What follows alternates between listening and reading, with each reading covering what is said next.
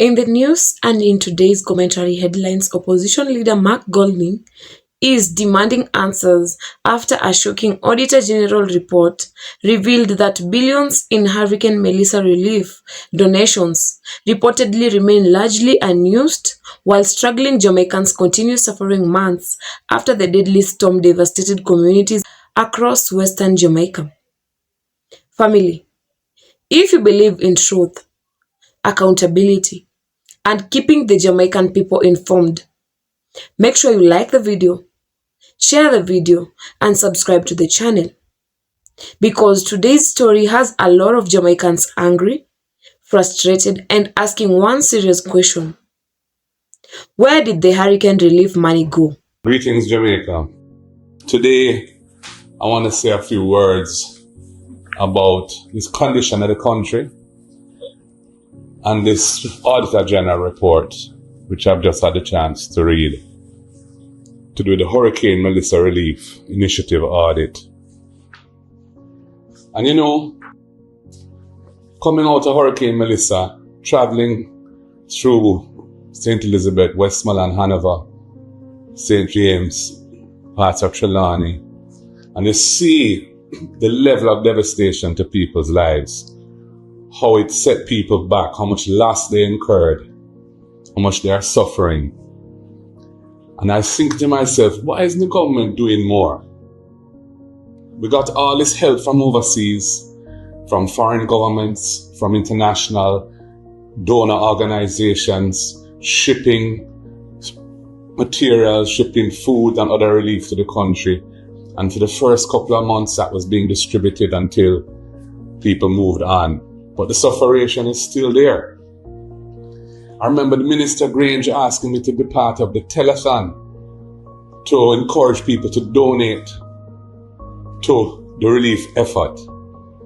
And I said, well, Jamaica needs the help, I'm going to do it. So when I read this report saying that as at February 23rd, 2026, 5 months after the hurricane hit, ODPEM, which is the Office of Disaster Preparedness and Emergency Management, received a total of $1.44 billion in cash money donated for Hurricane Melissa, comprising $473.4 million Jamaican and $6.1 million US dollars, which is 963 million Jamaican dollars, from the Support Jamaica Initiative and direct donations. And they had only used 26 million Jamaican dollars, less than 2%, to spend on the people who are suffering. That is an act of gross dereliction of duty of the government. People suffering. I just saw a video by a tourism worker lady, said she got 6 sheets of zinc, 6 pieces of wood, 3 boxes of nails, and a few hurricane straps. And because she got that as a tourism worker from the TEF, she was told she can't get any more assistance. And her house is still under tarpaulin. Every day it rains, she said, everything wet up. She have to set pan, bucket. Her life is still in turmoil. And all this money that was raised by the generosity and positive spirit of the Jamaican people here and abroad.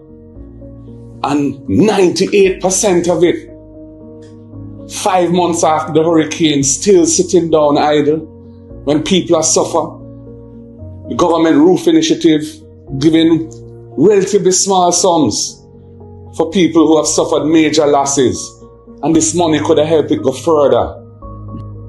It's a disgrace.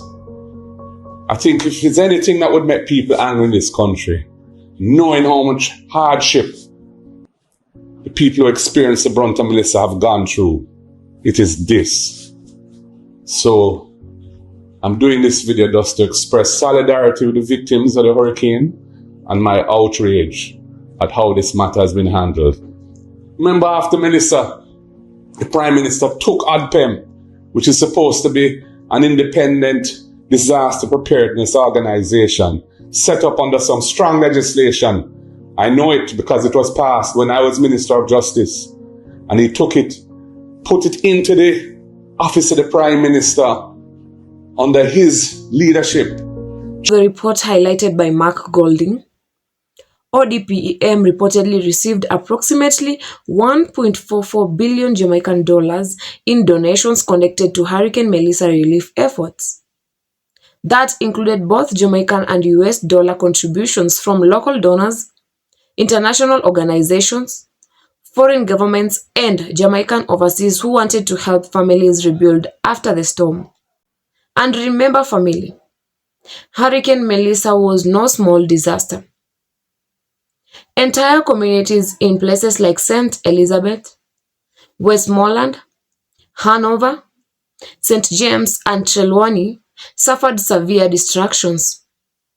Roofs were ripped apart, homes flooded, farmers lost crops, tourism workers struggled, some families were left sleeping under damaged roofs while rain continued pouring into their homes for months afterwards.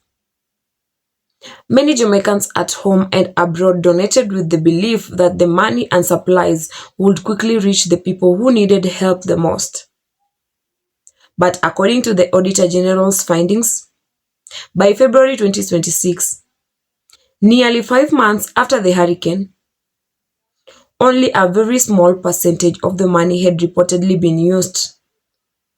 That revelation sparked outrage from Mark Golding, who described the situation as an act of gross dereliction of duty. And honestly, family, many Jamaicans are now wondering how victims could still be suffering while reportedly over 98% of relief funds remained unused.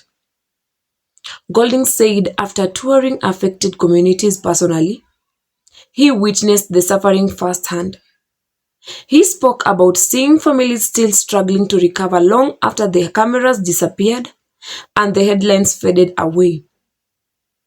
One part of his statement that really hit hard was when he mentioned a tourism worker who reportedly received only a few sheets of zinc, some wood, nails, and hurricane straps, but was then allegedly told she could not receive additional support even though her home was still incomplete and leaking whenever rain fell. Imagine that.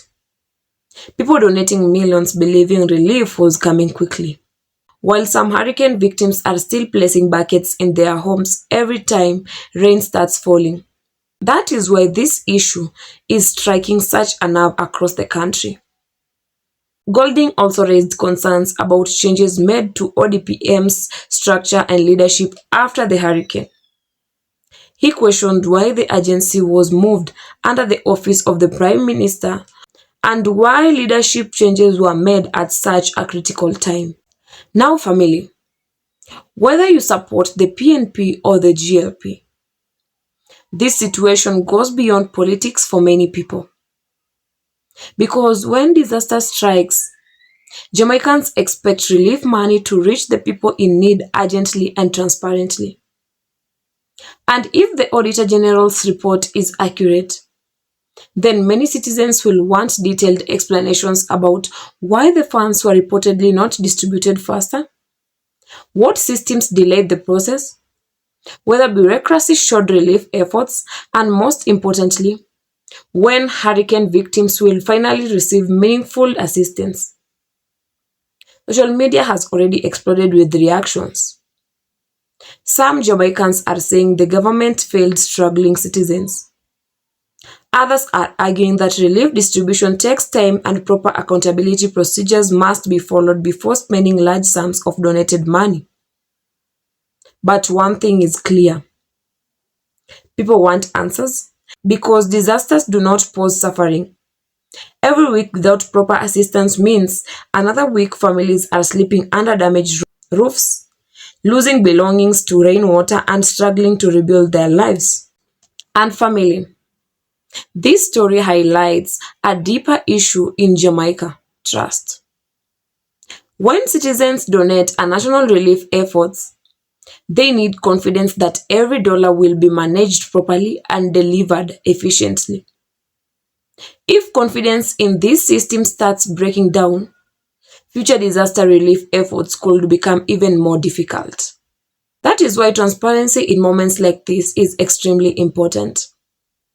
What do you think about this developing controversy around Hurricane Melissa relief funds? Do you believe the government owes Jamaicans more answers? Or do you think there may be more to the story behind the delayed spending?